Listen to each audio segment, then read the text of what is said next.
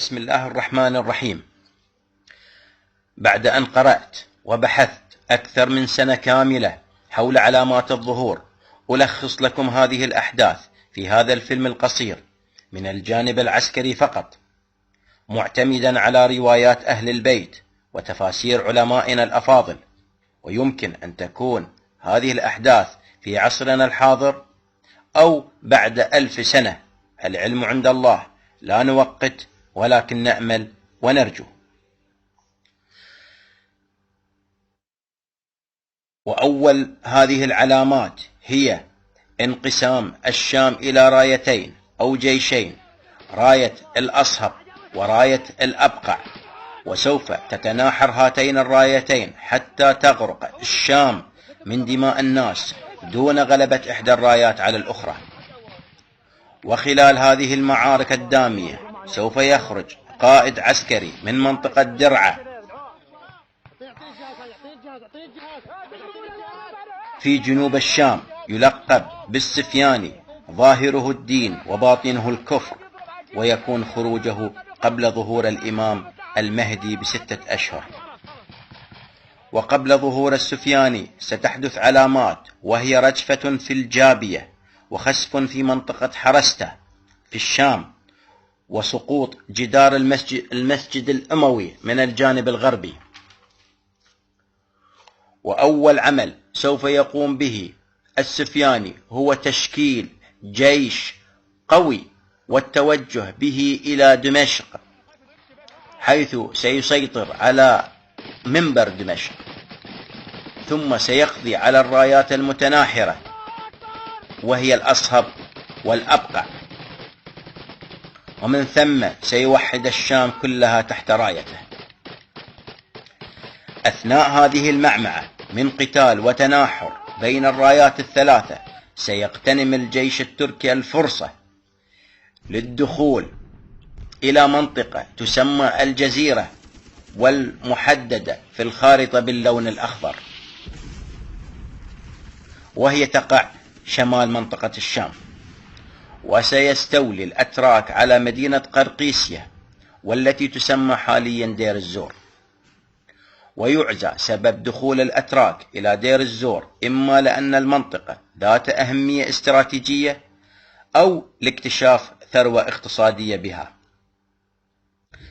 بعد أن يسيطر السفياني على كافة الشام ويعيد ترتيب صفوف جيشه، سيتوجه نحو قرقيسيا أو دير الزور لطرد الأتراك منها.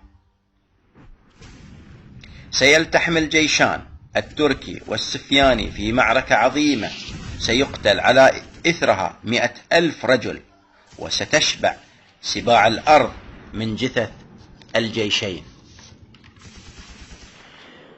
لن يتمكن أي منهما بالفوز على الآخر، مما يلزم السفياني بتغيير خطته العسكرية بالتوجه إلى العراق بدل طرد الأتراك من قرقيسيا، حيث ستكون العراق دولة ضعيفة مهشمة لا تقوى على الدفاع عن نفسها.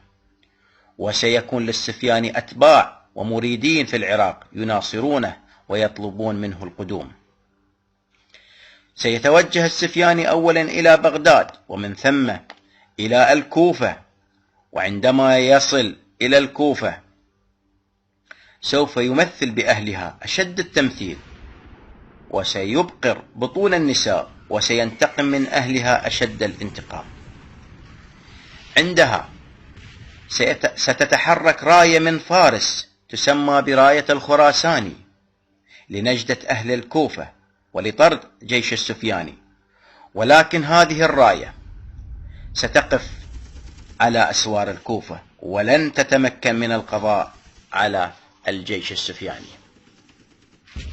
ولكنها ستعمل على الحد من بطشه بالكوفيين والتنكيل بهم. في هذه الفترة وفي الجهة المقابلة ستعتلي الحجاز الفتن وتصبح مقسمة ومتفرقة، وبعدها سوف تقتل 15 شخصية معروفة. ونتيجة لهذا الضعف والانقسام في الحجاز سوف تخرج راية من اليمن، من منطقة تسمى صعدة، من قرية تسمى كرعة، راية تسمى براية اليماني، وهي من أصدق الرايات. واليماني وزير الإمام المهدي وقائد جيوشه، واليماني سيجدها فرصة إثر هذا الانقسام في الحجاز، حيث سيتحرك للسيطرة على مكة والمدينة. وإثر هذا الدخول المفاجئ لليماني سيؤدي إلى هروب كثير من الحجازيين وانضمامهم إلى الجيش السفياني. وعلى الفور سيتحرك جزء من جيش اليماني إلى العراق لمناصرة الكوفيين من بطش السفياني، ولكن للأسف لن يتمكن لا اليماني ولا الخراساني من القضاء على السفياني وجيشه، وسيقفا على حدود الكوفة. عندها سيقوم السفياني بتوحيد جزء كبير من العراق والشام تحت رايته. وبعد هذا سيظهر الإمام المهدي في الكوفة لبعض الناس، وهو الظهور الأصغر، ويؤسس بداية حركته المهدوية. ستصل الأخبار للسفياني بأن هناك حركة يتزعمها شخص في الكوفة يسمى بالمهدي. وعلى الفور يرسل السفياني جواسيسه وجيشه إلى الكوفة للبحث عن الإمام المهدي، مما سيثير الرعب في نفوس الناس. سيخرج الإمام من الكوفة على الفور وسيتجه إلى المدينة.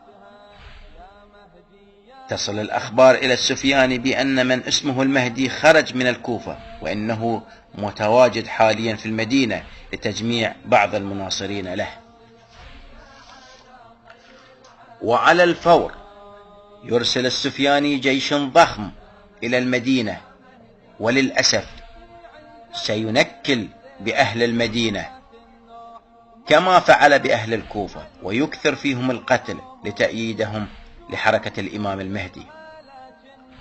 وفي هذه الأثناء وفي مكة ستخرج شخصية مؤمنة معروفة للناس، سمتها الأحاديث الشريفة بالنفس الزكية. ستقوم هذه الشخصية المؤمنة بالترويج للإمام المهدي والدفاع عنه ونصح الناس بالانقياد خلفه، ولكن أهل مكة سيقتلونه بين الركن والمقام.